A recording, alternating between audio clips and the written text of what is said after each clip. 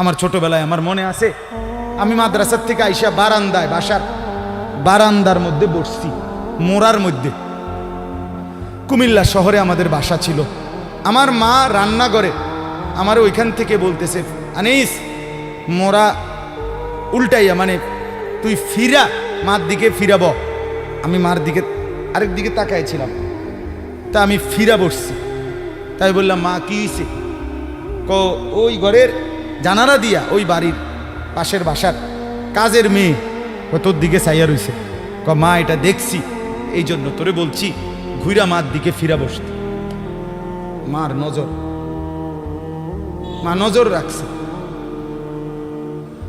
আমি জীবনে একবার, শুধু আমার পুরা জীবনে একটা সাদা টুপি কিনছিলাম একবার, যে টুপিটার মাঝখান দিয়া ছোট্ট ছোট্ট লাল লাল এই ছোট্ট ছোট্ট কটা ফুল ছিল লাল কালারের। এই একটা টুপি শখ করে এমনি ভাল লাগছিল, কিনছিলাম ওই মাহফিলে যে দোকান বসে এডির থেকে। তখন আমি মাত্র নতুন চাকরি নিছি, পড়ালেখা শেষ করে বেতন হইছে অল্প টাকা। বাড়িতে গেছি, আমার আব্বা এটা দেখছে। দেখে বিকালবেলা আমার মারে কইতেছে, হেতে যে চাকরি হয়েছে পয়সা হয়েছে বুঝছনি? মারে বলছে। মায়ে কয় না, কি তো হয়েছে? টুপি দেখছো না, টুপি দেখো না, রঙ্গিলা টুপি পিনছে, বুঝাই তো যায় ভূতের বেতন হয়েছে, চাকরি হয়েছে। রাত্রে আসার পরে মা, আমি বাহিরের থেকে আসছি, আরে মা আমারে বলছে, ফুত তোর আব্বা মনে হয় টুপিটা পছন্দ করে নাই, সারা জীবন তোরে সাদা টুপি পরাইছে, তুই কিনলে গায়ে লাল ফুলওয়ালা টুপিটা কিনলি। এই যে খুলে রাখছি, আর কোনোদিন পড়ি নাই। বাবার নজর, মার নজর। আমার ভাই, বাপ মার সেই আদর সোহাগ। আমি জীবনে একবার আমার আব্বারে বলছিলাম, আব্বা আমি একটা মাদ্রাসার ব্যাপারে, যে আমি এই মাদ্রাসায় পড়তাম না, আমরা অন্য মাদ্রাসায় ভর্তি করার। আমার আব্বা বলছিল, ফুত পরের বেলা ভাত আমার ঘরে খাইও না, এক লোকমা ভাত মুখে দিবা না, বাইর তুমি কই ফিরবা তুমি বুঝো, ফরলে ফরো, না ফরলে ফিচে দিয়ে ফেরো, কিন্তু আমার ঘরের ভাত খাইও না। আমি যে এনে বলছি এনেই পড়তে হইব না। তো কানতে কানতে, চোখ মুছতে মুছতে সকালবেলা ভোরে চলে গেছি ওই মাদ্রাসায়। বুঝছি বাপ আমার এতটা শক্ত যে আসলেই আমারে বাদ দিবে না। বাবার সেই কঠোর শাসন, আজ আল্লাহর কসম মনে হয় আল্লাহর কথা আপনাদের সামনে বলবার তৌফিক দিছে। আজ মা বাপ গাফেল হয়ে গেছে, গাফেল গাফেল। আপন ছেলে, মা বাপ বাইচা থাকতে আপন ঘরে ছেলেটা একদিনও ফজরের নামাজ পড়ে না, মা বাবার কলিজায় কোনো ব্যথা নাই। কেমনে মাইনা নেয় এটা? কিভাবে সম্ভব? আপন স্ত্রী, স্বামী তুমি বেঁচে আছো, তোমার স্ত্রী পুরা গ্রাম হাঁটে, পুরা মার্কেট হাঁটে, তোমার বেডি রে সবাই চিনে, সবাই চিনে বেডি রে। তুমি বেটা বাচ্চা রয়েছো কেন? তুই ফাঁসি দেস না কেন? তুই মরস না কেন বেটা? কেন তুমি মরো না? আত্মমর্যাদা যদি মুসলমানের না থাকে, আত্মসম্মান না থাকে, আমার জীবনে আর রইলটা কি? আমার জীবনের আর আছেটা কি? এজন্য ছেলেদেরকে বলি, বাপ দিন শিখো, আল্লাহর কোরআন শিখো, নামাজকে ভালোবাসো, চেহারা সুন্দর হবে, আখলাক সুন্দর হবে, দুনিয়াতেও সুখ মিলবে, আখেরাতেও সুখ মিলবে। এই বন্ধুর কথা ফেলে দিও না। আমি সব সময় বলি যে তোমার ছবি দেখায়, নাচ দেখায়, উলঙ্গ দৃশ্য দেখায়, জিনা ব্যভিচারের রাস্তায় নিয়ে যায়, মদের বোতল তুলে দেয়, ফেন্সিডিলের বোতল তুলে দেয়, ইয়াবার ট্যাবলেট তুলে দেয়, আল্লাহর কসম এটা বন্ধু না, বন্ধু না, এটা শয়তান, ইবলিস, শয়তান, এটা শয়তান, এই হারামি শয়তান। যেই মেয়ে তোমারে বিবাহ বহির্ভূত, যেই মেয়ের সাথে প্রেম করো, এই মেয়ে মেয়ে না, এটা সরাসরি ইবলিস, এটা শয়তান, শয়তান। এটা তোমারে ভালো করবে না। কোরআনে আছে কিয়ামতের দিন অসৎ বন্ধুর কারণে বহু নাফরমান জাহান্নামী পাপী নিজের আঙ্গুল এইভাবে দাঁত দিয়া কামড়াবে, কামড়াইয়া ছিঁড়ে ফেলবে। ইয়াউমা ইয়াআদ্দু যালিমু আলা ইয়াদাইহি, এই আয়াত। দাঁত কামড়াইয়া, আরে আঙ্গুল দাঁত দিয়া কামড়াইয়া ছিঁড়ে ফেলবে আর আফসোস করে বলবে, ইয়া লাইতানি লাম আত্তাখিজ ফুলানান খলিলা, হায় আমার মন্দ কপাল, যদি সেই অসভ্যকে বন্ধু না বানাইতাম। আল্লাহ নবী সাল্লাল্লাহু আলাইহি সাল্লামের চুল মুবারকের মতো চুল রাখবেন কোন দিন? নবী সাল্লাল্লাহু আলাইহি সাল্লামের মতো চেহারা বানাবেন কোন দিন? নবী সাল্লাল্লাহু আলাইহি সাল্লামের মতো পোশাক, সাহাবীদের মতো পোশাক পরবেন কোন দিন? নবী সাল্লাল্লাহু আলাইহি সাল্লাম যেভাবে ঘুমাতেন সেই ঘুমাবেন কোন দিন? নবী সাল্লাল্লাহু আলাইহি ওয়াসাল্লাম যেভাবে স্ত্রী ছেলে মেয়ের সাথে সংসার করতেন সেটা করবেন কোন দিন? নবী সাল্লাল্লাহু আলাইহি সাল্লাম 5 ওয়াক্ত নামাজ পড়তেন, সেটা শুরু করবেন কোন দিন? নবী সাল্লাল্লাহু আলাইহি সাল্লামের স্ত্রী মেয়েরা শতভাগ পর্দা করতেন, সেটা আপনি শুরু করবেন কোন দিন? নবী সাল্লাল্লাহু আলাইহি সাল্লাম আজীবন হালাল খাইতেন, আপনি হালাল খাবেন কোন দিন? সুদ ছাড়বেন কোন দিন? ঘুষ ছাড়বেন কোন দিন? ওজনে কম দেওয়া ছাড়বেন কোন দিন? মিথ্যা বলা ছাড়বেন কোন দিন? নবী সাল্লাল্লাহু আলাইহি ওয়াসাল্লাম ভিন নারীর থেকে নিজেকে হেফাজত করতেন, আপনি নাচ দেখা, গান দেখা, সিনেমা দেখা, নর্তকী দেখা, নাটক দেখা, জিনা করা, ব্যভিচার করা, অসভ্যতা করা, এটা ছাড়বেন কোন দিন? বলেন আমারে।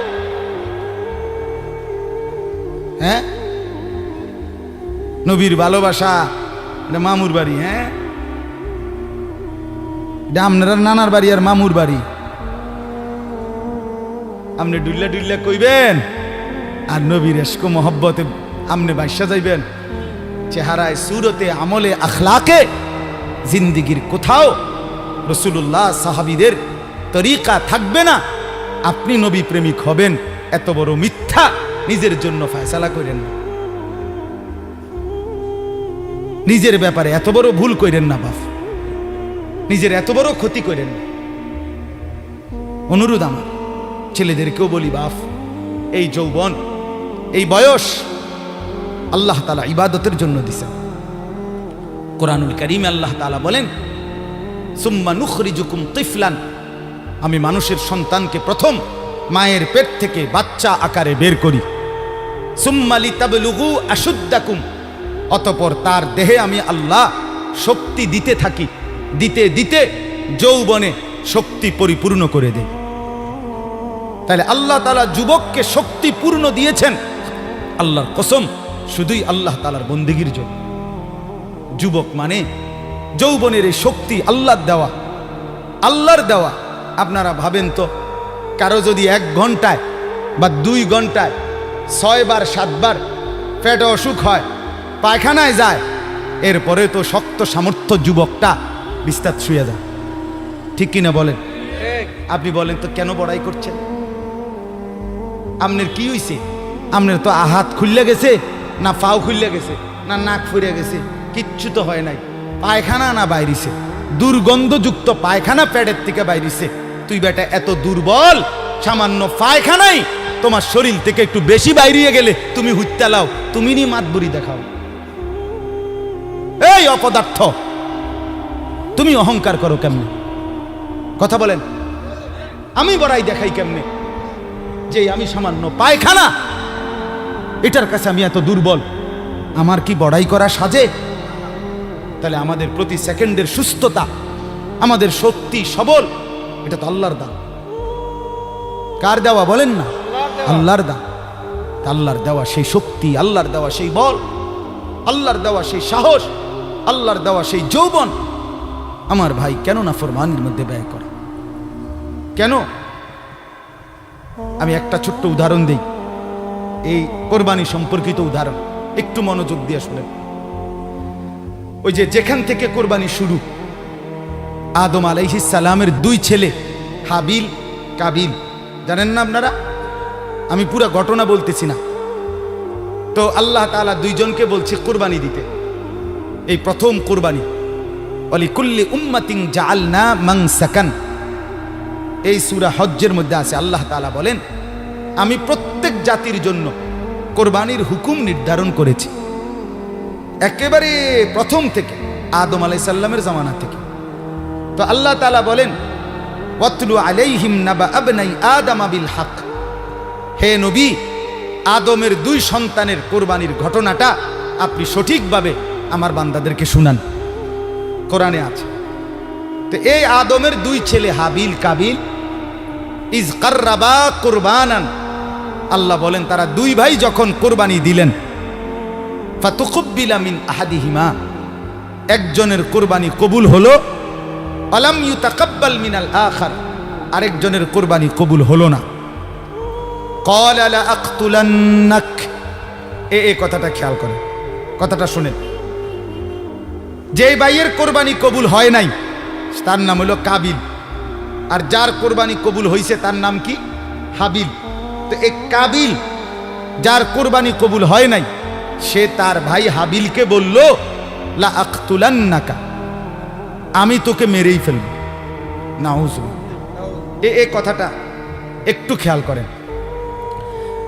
কাবিল বলল আমি তোকে মেরেই ফেলব, হাবিলকে বলছে আমি তোকে মাইরালাম। মানে কি? মানে হইল আমি যেই নারীর প্রতি আসক্ত, নারীর লোভ, আমি তোকে মেরে ফেলবো প্রয়োজনে, এরপরও আমি যাকে চাচ্ছি আমি তাকেই বিয়ে করব। মূল কথা হইল এটা, নারীর লোভ কাবিলকে এ কথা বলায় ফেলছে, আমি তোকে মেরে ফেলবো, বিয়ে আমি করবই, আমি এই নারীকেই বিয়ে করব। অথচ এই নারীকে বিয়ে না করতে নিষেধ করছে এক নম্বরে সরাসরি আল্লাহ, কারণ এটা আল্লাহর হুকুম। বিয়ের যেই পদ্ধতিটা আল্লাহ বলছে, কাবিল তার উল্টাটা করছে, চাচ্ছে, তাহলে এটা প্রথম কার হুকুম? দুই নাম্বার, আদম আলাইহিস সালাম উনি একজন নবী কিনা, তাহলে এটা নবীরও হুকুম। তিন নাম্বার, আদম আলাইহিস সালাম এই কাবিলের বাপ কিনা, এটা বাবারও হুকুম। চার নাম্বার, কোরবানি করো দোনোজনে, যারটা কবুল হবে তার সে বিয়ে করবে, এটা হলো আল্লাহর বিধান, মানে শরীয়ত। এটা কি? শরীয়ত। এই কাবিল এই নাফরমান নারীর লোভে সে বলল আমি আল্লাহর হুকুমও মানি না, আমি নবীর হুকুমও মানি না, আমি বাপের কথাও মানি না, আমি শরীয়তও মানি না, আমি এরই বিয়ে করি। খেয়াল করছেন? নারীর আসক্তি, নারীর লোভ, হারাম প্রেম, হারাম ভালোবাসা তারে কত জঘন্য পরিণতিতে নিয়ে গেছে। সে বলতেছে আমি আল্লাহর হুকুমও মানি না, আমি নবীর হুকুমও মানি না, আমি বাপের হুকুমও মানি না, আমি শরীয়তও মানি না, আমি এরই চাই। এই আজকের যুবক, আজকের নওজোয়ান ছেলে মেয়েদের হালাত এটা। আমি আল্লাহকে মানি না, আমি রসুল মানি না, আমি মা বাবার সম্মান ইজ্জত, বংশের মর্যাদা, গ্রামের ইজ্জত কিচ্ছু মানি না। আমার দরকার আমার মোবাইল, আমার অশ্লীল ছবি, অবৈধ প্রেম, হারাম ভালোবাসা, কোনো মেয়ের সম্পর্ক, জিনা ব্যভিচারের সুযোগ, অশ্লীলতা, বেহায়াপনা, পার্ক, রেস্তোরাঁ, বিনোদন কেন্দ্র, হোটেল মোটেল, অথবা কোনো চিপা গল্লি, অথবা গোপন কোনো অসভ্য জায়গা। আমার দরকার নারী, আমি আল্লাহ মানি না, রসুল মানি না, মা বাপ মানি না, শরীয়ত মানি না, আমি চাই নারীর আসক্তি।